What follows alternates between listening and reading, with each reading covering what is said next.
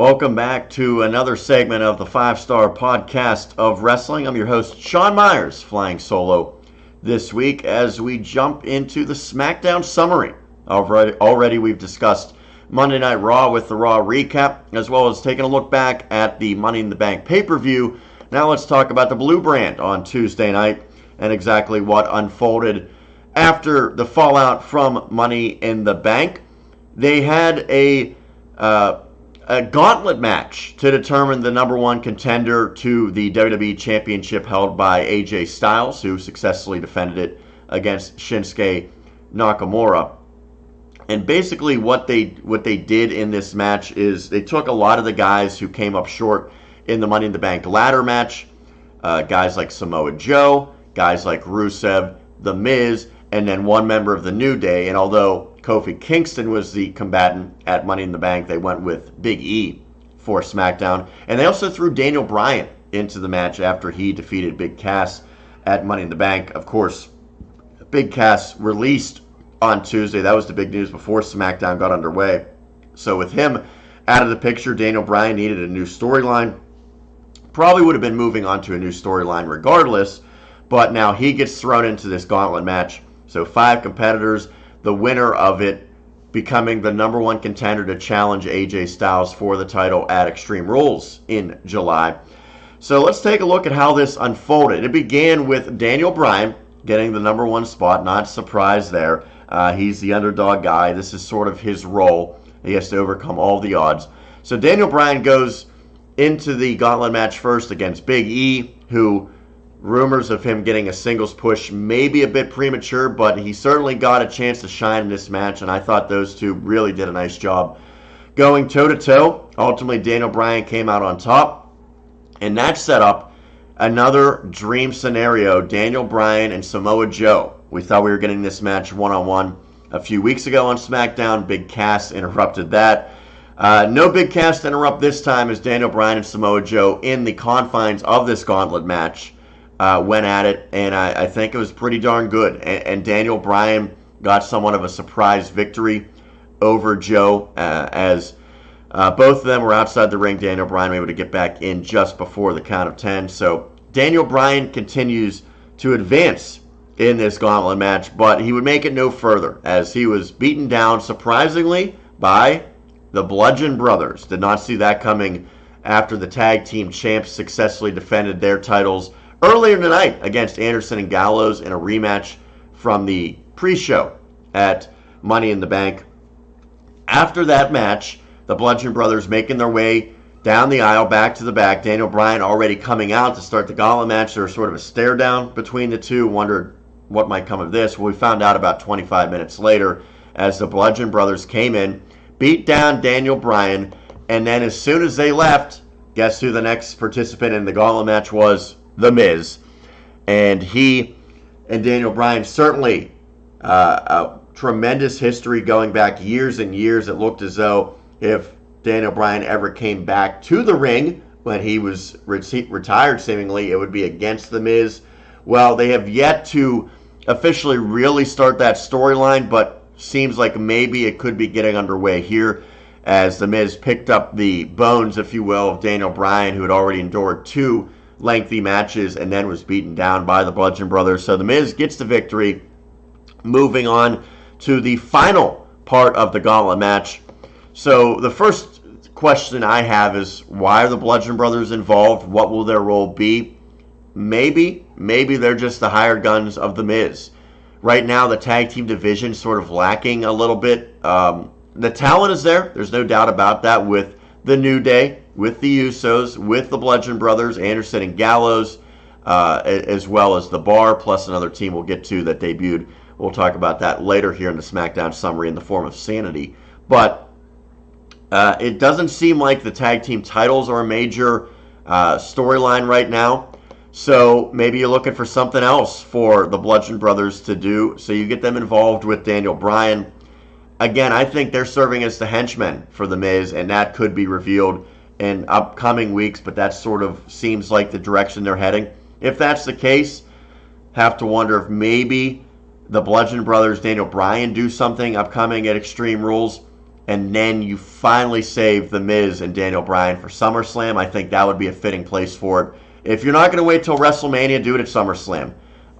So we'll see what happens, but that was sort of the indication that I got when Daniel Bryan was beaten down by the Bludgeon Brothers, and then just seconds later, opportunistically, The Miz comes in, scores a victory. So The Miz moves on to the last match of the gauntlet against Rusev. And believe it or not, it was Rusev who captured the victory over The Miz, becoming the #1 contender.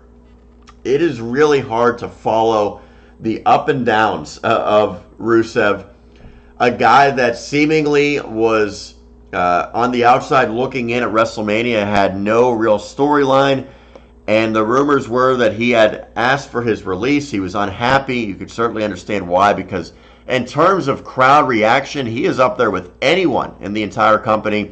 Yes, a lot of it is just the fans chanting Rusev Day, but he's getting a great reaction every time he's out there. And when he's not out there, the fans want to see him. They just start chanting Rusev Day regardless. You hear it in matches where they're sort of checked out, much like the Roman and Jinder match at Money in the Bank. So Rusev, very popular right now, and it seems as though finally the company trying to capitalize on that. They thrust him into the championship pursuit against AJ Styles. However, I think that there's a real question here. Do you go with Rusev as a heel in this storyline? As you take a look at the picture once again, Rusev is a guy that is getting a face reaction, and he sort of has some face qualities, even though he's the foreigner, the Bulgarian brute. He's paired with Aiden English, who I think is pretty clearly playing the role of a heel for the most part. But if you go heel with Rusev here, it's sort of taking away from the fans who are getting behind him and supporting him, but you're putting him against a very popular babyface champion in AJ Styles. So they're either going to have to go Rusev with the heel here, or they go face versus face. We'll see how it unfolds.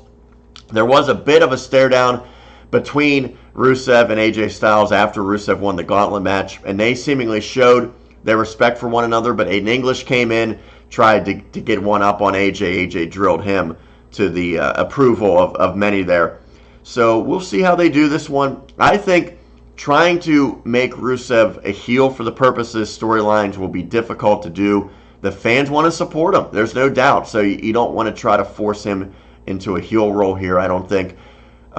If you do, it could have long-term consequences where maybe the whole Rusev Day chant dissipates. And truthfully, maybe that's what this company wants. But I think putting Rusev in this main event picture, at least for now, it could work. The fans are going to be invested. They love Rusev. They love AJ Styles. There's no doubt AJ's a great in-ring competitor.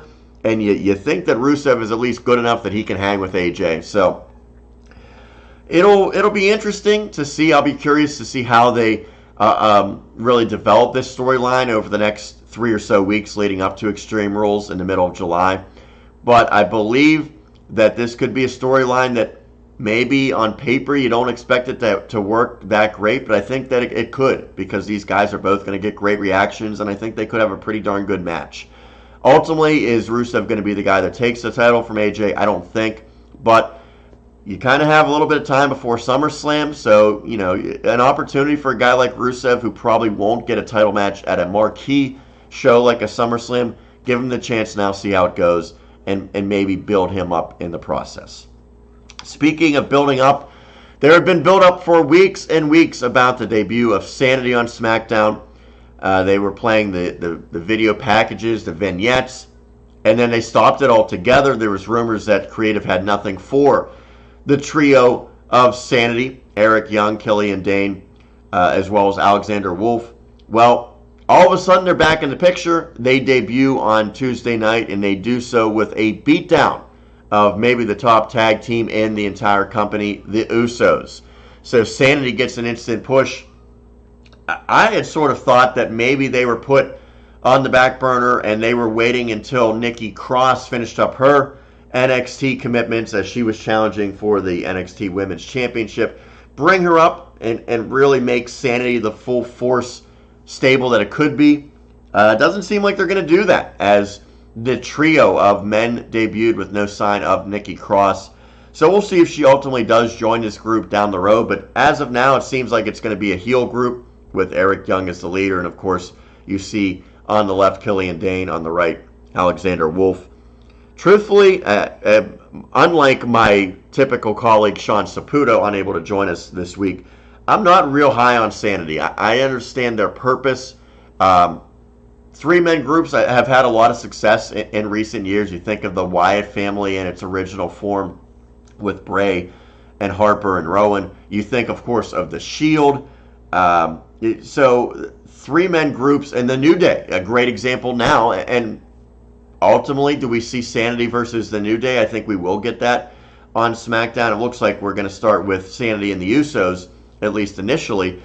I'm not real high on Sanity. I'm not an Eric Young fan, never was.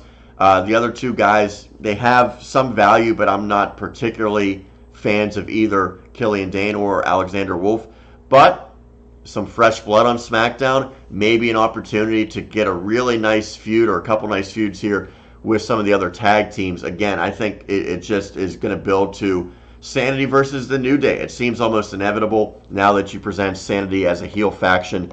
So we'll see what happens, but I think at least it's good to get them up on the main roster, give them a nice little debut where they take out one of the top tag teams. Now, I should reiterate, this was not a true match. It was a beatdown by Sanity. It was slated to be a match between the Usos and Sanity, and we don't know what two members would have represented Sanity. It never got to that point because they took out the Usos before the match even began, so now we'll have to wait and see exactly how it unfolds in the weeks to come, but it looks like we're going to be getting the Usos and Sanity probably leading up and culminating at Extreme Rules. Couple other quick takeaways from SmackDown. Again, the gauntlet match occupied a lot of the time. We saw the return of James Ellsworth and Asuka taking liberty with Carmella and the way that she kept the SmackDown Women's Championship. Again, I hated the fact that Carmella was able to retain with a somewhat clean victory via pinfall against Asuka. Looks as though Asuka's not done. However, she will, in all likelihood, continue to pursue that title and should get another match upcoming. So that storyline continuation was notable on SmackDown. And then something else that we might be getting in the weeks to come. Shinsuke Nakamura came up short in his attempt to wrestle the WWE Championship away from AJ Styles at Extreme Rules, at Money in the Bank in the Last Man Standing match. But at Extreme Rules, potentially, he could have another title match. No, it's not for the WWE Championship. Could be for the U.S. Championship, as Nakamura cut a promo on Jeff Hardy. Remember, Nakamura gave the low blow to Jeff Hardy a few weeks back.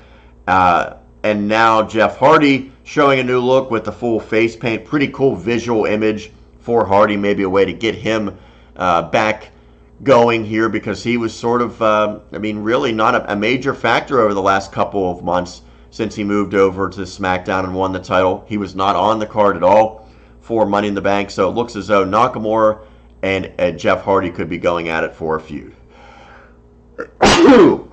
First time I've sneezed here on the podcast. I think that's my sign to wrap it up, but nonetheless, pretty good week in WWE as they have the Money in the Bank pay-per-view, one that I thought was pretty good. Then they have a solid Raw, and SmackDown certainly had its highlights as well. So that's going to do it for the SmackDown summary on this version of the 5-Star Podcast of Wrestling. Remember to subscribe to our YouTube channel. You can also check us out on Twitter. 5-Star Pod Wrestle is the handle where we have content each and every week, as well as what we do here on the podcast. So that's going to do it. Once again, Sean Meyers signing off. Thank you for tuning in, and make sure you check us out again next week here on the 5-Star Podcast of Wrestling.